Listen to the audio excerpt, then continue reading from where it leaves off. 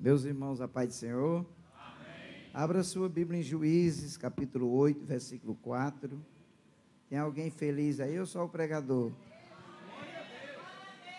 Nós vamos fazer uma junção aqui de dois textos. Juízes, capítulo 8, versículo 4 e depois Isaías 40, 29. Aleluia. Isaías 40, 29 em seguida. Podemos ler? Juízes, capítulo 8, versículo 4 diz assim: E como Gideão veio ao Jordão, passou com os 300 homens que com ele estavam, já cansados, mas ainda perseguindo-os. Diga essa frase comigo: já cansados, mas ainda perseguindo. Agora Isaías capítulo 40 é muito conhecido da igreja, versículo 29, eu sei que você sabe até de cor, como dizem os provérbios. Isaías 40, 29 diz assim: dá força ao cansado e multiplica as forças ao que não tem nenhum vigor, e você diz amém. Queridos, nós lemos aqui dois textos, e um dos textos que lemos fala de um personagem muito conhecido, chamado de Gideão. Gideão foi o quinto dos juízes em Israel. A época dos juízes, na verdade, foi a época pós-Josué, uma época muito turbulenta e muito extensa. Eu estava fazendo uma pesquisa a respeito da época dos juízes. A época dos juízes começou no ano 1390 e terminou no ano 1030, ou seja, foram 360 longos dias e um período de 14 juízes. O primeiro juiz, Otoniel, que julgou Israel 40 anos, depois ficou muito tempo sem um juiz, o povo pecou, clamaram, se arrependeram, Deus mandou o segundo juiz, até o 14º juiz, chamado Samuel. E eu estava observando sobre a vida desse homem chamado Gideão, e eu vou dizer para vocês aqui uma coisa, irmãos, quero que você memorize isso. Deus escolhe pessoas para a obra dele que nós não escolheríamos. Deus escolhe homens e mulheres para a obra deles, que talvez se houvesse uma seleção humana, um crivo humano, os homens não escolheriam. Por que eu estou dizendo isso? Porque Deus escolheu um Jonas que fugiu. Se Deus tivesse dito para Isaías: Isaías, você quer pregar em Nínive? Isaías tinha dito: eis-me aqui, Senhor, pode enviar a mim. Mas quando Deus manda Jonas para Nínive, Jonas foge. Mas Deus escolheu para uma missão, e Deus não desistiu de investir em Jonas. Deus vai escolher alguns personagens bíblicos que às vezes causam até um impacto negativo na vida dos leitores. Mas Deus escolhe, trata com quem escolhe, age na vida de quem escolhe, prepara quem ele escolhe para fazer a obra e o nome dele ser glorificado. Eu sei que você conhece esse texto célebre da Bíblia, porque dele e por ele e para ele são todas as coisas. E esse homem chamado Gideão, Deus chama ele para essa missão de juiz, e ele vai julgar Israel 40 anos. Deus chama ele em um dos momentos críticos, e um momento que ele está vivendo uma verdadeira crise existencial. Por que eu estou falando isso? Porque a Bíblia diz que os amalequitas, os midianitas e os moradores das montanhas do Oriente estavam vindo contra Israel e roubando tudo que eles tinham. E para Gideão tentar salvar um pouco de comida, Gideão pegava o trigo e ia malhar no lagar, um lugar inadequado, porque para malhar trigo precisava de espaço, e o lagar era um lugar apertado para se confeccionar o suco e o vinho através do trabalho que era feito no lagar. E Gideão está improvisando. Eu quero dizer para você que não se desespere quando você tiver que improvisar alguns momentos da sua vida. Deus trabalha em meio de momentos difíceis quando você precisa improvisar. Uma coisa eu tenho certeza: Deus está cuidando de você. O anjo aparece para Gideão e as primeiras palavras do anjo de Deus são essas: varão valoroso, o Senhor é contigo. Rapaz, se Deus mostrasse aqui um anjo nessa igreja, eu acho que os obreiros já começavam logo. Por quê? Porque era a presença de um ser angelical de forma visível, trazendo uma mensagem do céu para ele. Quando o anjo disse, varão valoroso, O Senhor é contigo. Ele estava em tanta crise existencial que ele falou, comigo? Como é que o Senhor é comigo se está acontecendo tudo isso de ruim com a gente? Meu irmão, não se preocupe quando as coisas ruins começam a acontecer. Deus trabalha no meio das crises. Salmo 34:19 é a Bíblia quem diz que muitas são as aflições de uns justos, mas tem um detalhe: o Senhor, o Deus do céu, o Deus da glória, os livra de todas. Como Deus não desiste de quem Ele chama, mesmo estando em crise, o anjo olhou para Gideão e insistiu com ele, quando ele disse, se o Senhor é comigo, por que está acontecendo tudo de ruim comigo e com a minha família e com os meus patrícios? O anjo olhou para ele, não questionou ele, falou assim, vai nessa tua força e você vai livrar Israel das mãos dos midianitas. Que força um rapaz em crise tem? Irmãos, eu sei que eu já pastorei a igreja, já presidi alguns campos, e é uma das piores coisas para um pastor, quando ele tem um pastor auxiliar que está em crise, é uma das coisas mais difíceis, porque ele tenta incentivar, ele ajeita daqui, ele ajeita dali, faz algumas coisas para ajudar, mas eu já lidei com gente em crise, e é difícil, ainda bem que o pastor humano não tem poder para curar a crise de obreiro, mas Deus cura. Deus tem a graça do céu e a medida certa para sarar feridas emocionais. O anjo diz, vai nessa tua força. Aí Gideão toma um choque de realidade. E olha para o anjo e diz assim, tudo bem, você vai ficar aqui enquanto eu vou buscar um sacrifício. O anjo espera pacientemente. Irmãos, Deus espera o homem decidir fazer aquilo que Deus quer que ele faça. Isso é muito lindo. Deus não força ninguém. Deus deixa que você decida de forma voluntária. Deus não precisa forçar ninguém a dar glória. Graças a Deus que eu aprendi. Nunca gostei de pregar e mandar o povo ficar dando glória e gritar. Cada um mostre a Deus aquilo que tem no coração. Mas se você quiser adorar, levanta a mão, dá glória para Deus, eu também não vou impedir não, porque eu sei que a sua glorificação vai romper o teto, vai romper o céu atmosférico que vai chegar lá. O anjo espera Gideão, prepara toda aquela comida, e o anjo manda ele colocar no altar. Toca com a ponta do cajado, e na nuvem do sacrifício, na fumaça do sacrifício, o anjo some, desaparece. Gideão entra em outra crise, e ele diz, ai Senhor meu, eu vou morrer, porque eu vi o anjo do Senhor, porque o anjo sumiu na fumaça. Na mesma hora o anjo voltou, o texto diz, e disse, não, você não vai morrer não. Vai começar uma nova etapa na sua vida agora. Sabe qual é a ordem do anjo? Agora Deus dá uma tarefa pesada para Gideão. Deus vai pegar o camarada que está em crise, que está desanimado, vai investir nele, vai dar uma injeção de ânimo e vai incumbir uma tarefa para que ele cumpra. Qual foi a tarefa do anjo para Gideão? Você agora vai pegar o segundo boi do seu pai. Aquele boi bonito, eu acho que se ele fosse nordestino, ele até escovava o boi, não era, pastor Júnior? Lembra que os mais antigos davam uma ajeitada no boi, nos cavalos? Você vai pegar o boi de 7 anos, o segundo, não pega o primeiro nem o terceiro, porque Deus trabalha em cima de detalhes. Tem gente que às vezes está fazendo um trabalho para Deus que parece até pequeno e insignificante, o céu está vendo. Não se preocupe não, não é por ser destacado o seu trabalho que tem mais prioridade diante de Deus ou tem mais honra. Vá fazendo por trás dos bastidores, porque os céus estão olhando para você. Eu vou dizer uma coisa para vocês, pastor Júnior é meu irmão biológico, sabe bem, eu nunca tive problema, nem eu nem ele, nós somos 3 irmãos pastores, de trabalhar servindo ao ministério e obedecendo nossa liderança. Lá em Florianópolis, nós estávamos numa reunião e o pastor presidente olhou para a gente e falou assim, eu gosto desses meninos do Nordeste, porque se a gente mandar eles pintar o salão da igreja de verde, eles pintam, se amanhã mandar despintar o verde, pintar de amarelo, ele despinta e repinta. Eu falei assim, sabe por quê? Porque Deus nos chamou para servir. Deus não nos chamou para outra coisa a não ser servir. Eu estou escrevendo um novo livro com o tema Servir a Deus, o serviço de Deus. E eu estava lendo uma frase de uma poetisa chilena de saudosa memória chamada Gabriela Mistral.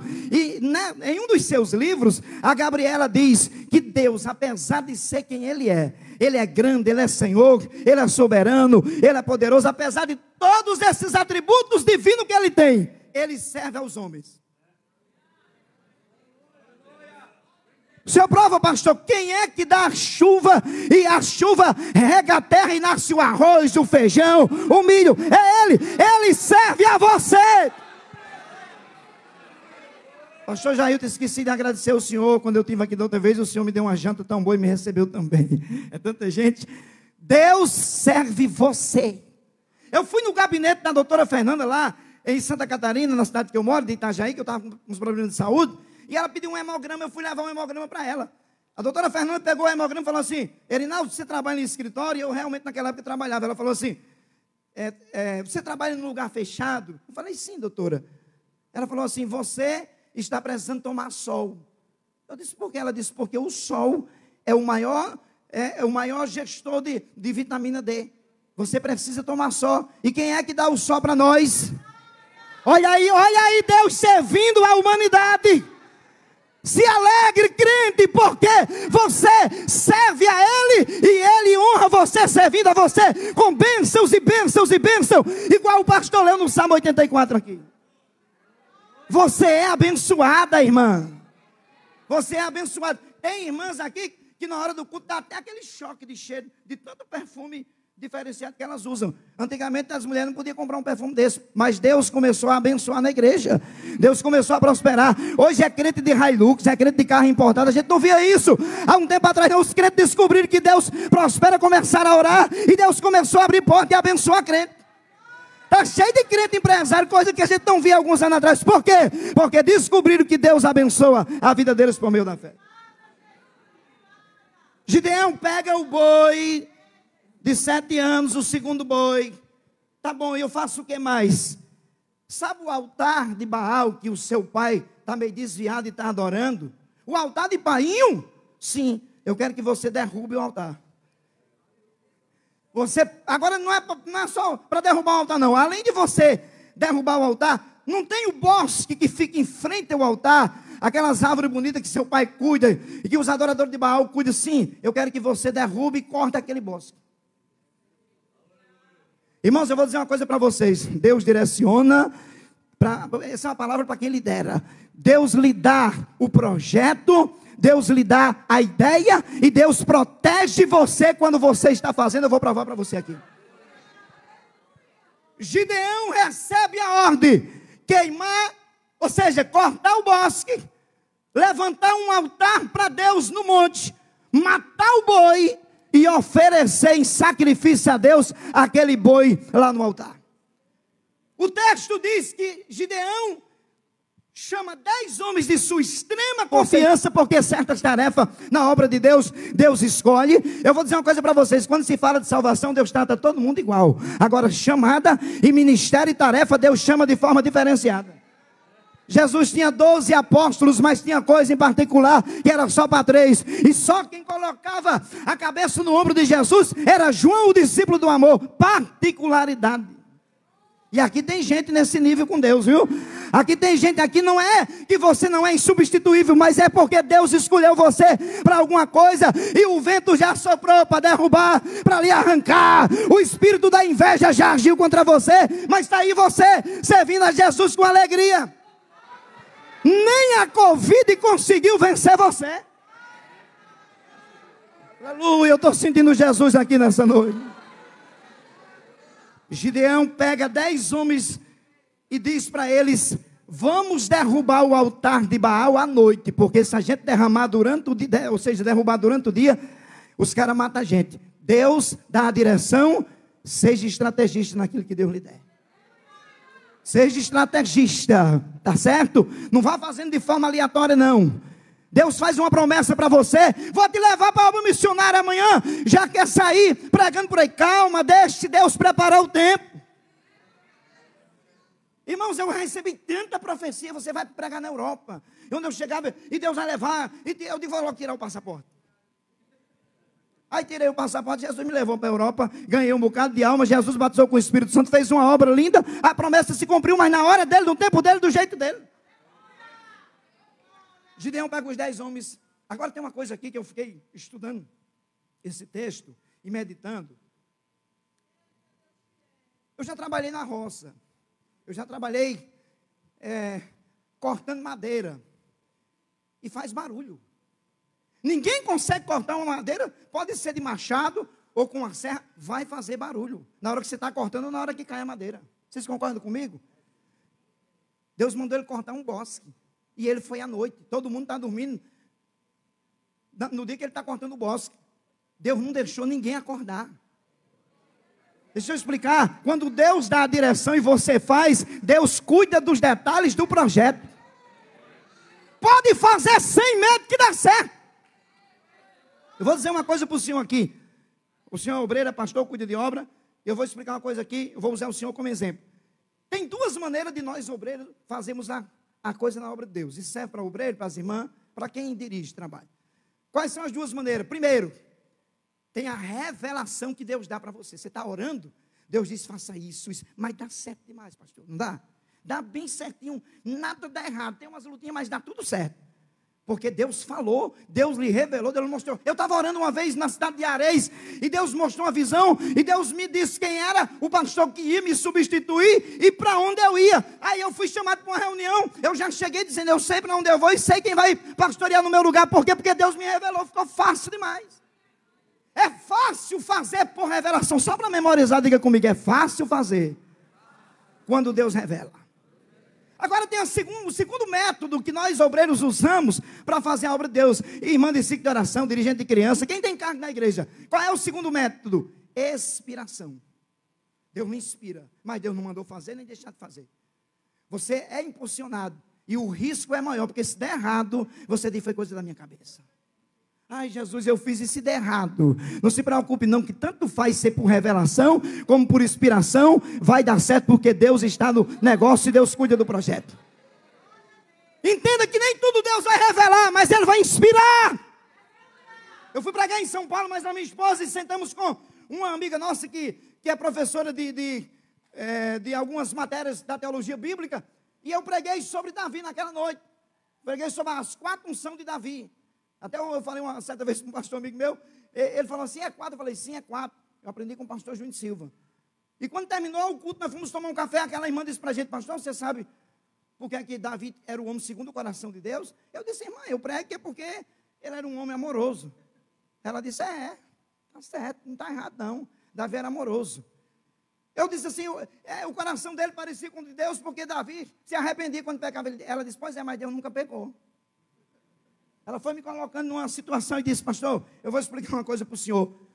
Deus tinha um projeto que não mandou profeta falar para Davi, nem revelou para Davi, que era transformar a cidade de Jebus na cidade de Jerusalém, a capital do seu reino. E um dia Davi tem uma inspiração sem ter recebido revelação, sem profeta ter mandado, e ele vai lá e toma a cidade de Jebus, transforma ela na capital de Deus. E é nesse momento que Deus entendeu que o coração de Davi está conectado com o seu coração. Aquilo que Deus projetou, sem revelar para ele, ele foi lá e fez.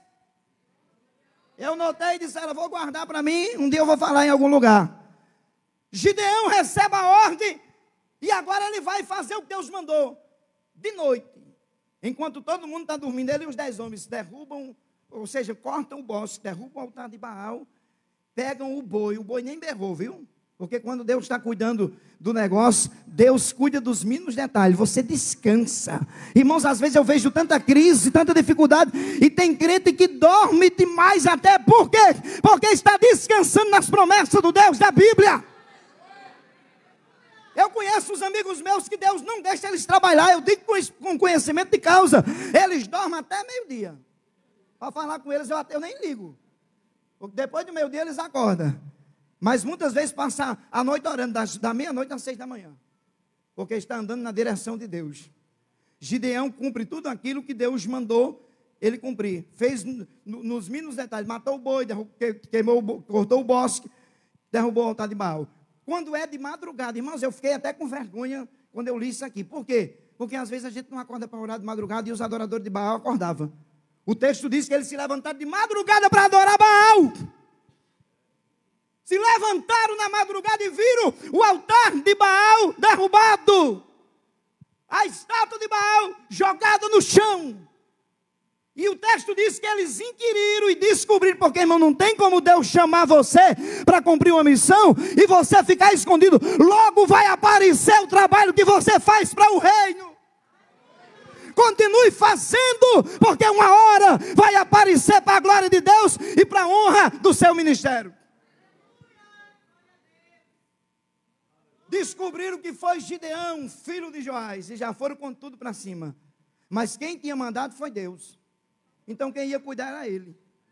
Eu e o pastor Júnior dirigimos uma igreja. Na época eu pastoreava e ele me ajudava. Nós tínhamos que atender umas agendas de bicicleta e tínhamos que passar numa vila de cachorros que corriam atrás de nós, que queriam nos morder. E todo dia morria gente com o carro da cana que passava e os caras colocavam a cana meio atravessada. Aquela BR lá de Natal que liga a 101, que fizeram a 101, entre Areias e Goianinha. Ali era a rodovia da morte, mas Deus nunca deixou os cachorros morder a gente, nem o estalo de cana pegar no pescoço da gente.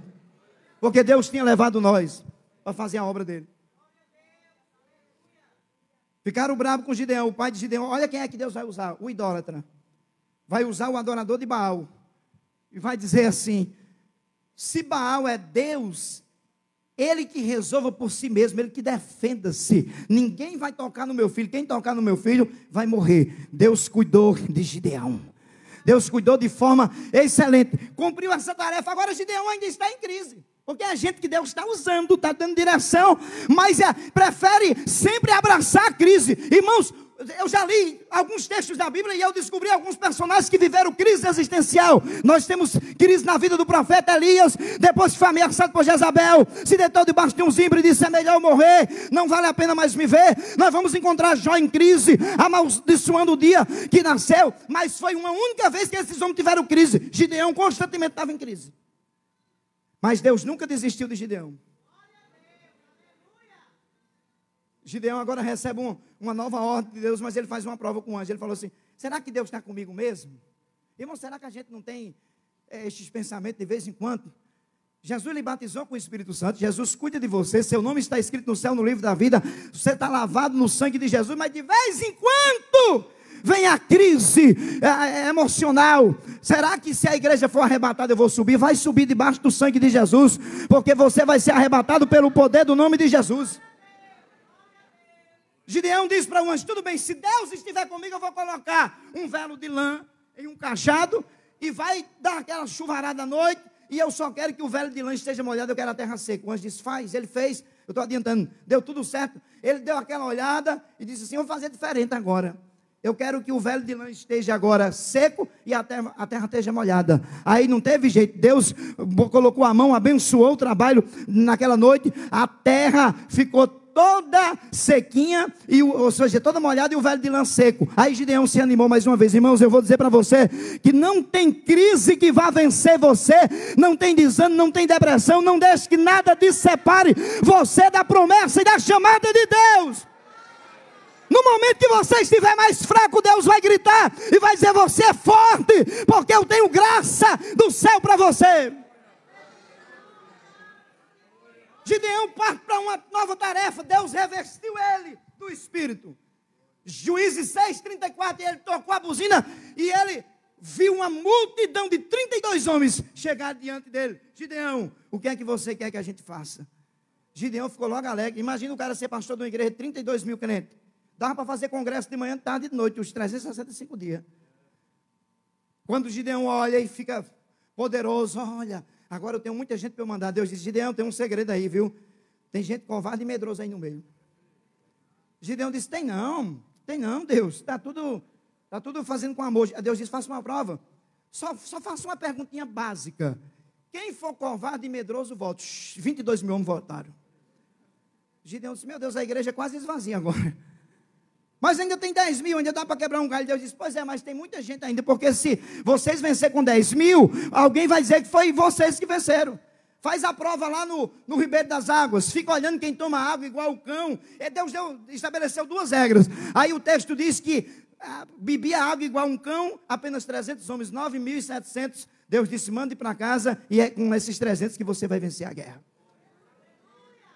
Mas mesmo assim, sendo revestido pelo Espírito, tendo direção de Deus, eu já estou caminhando para o final.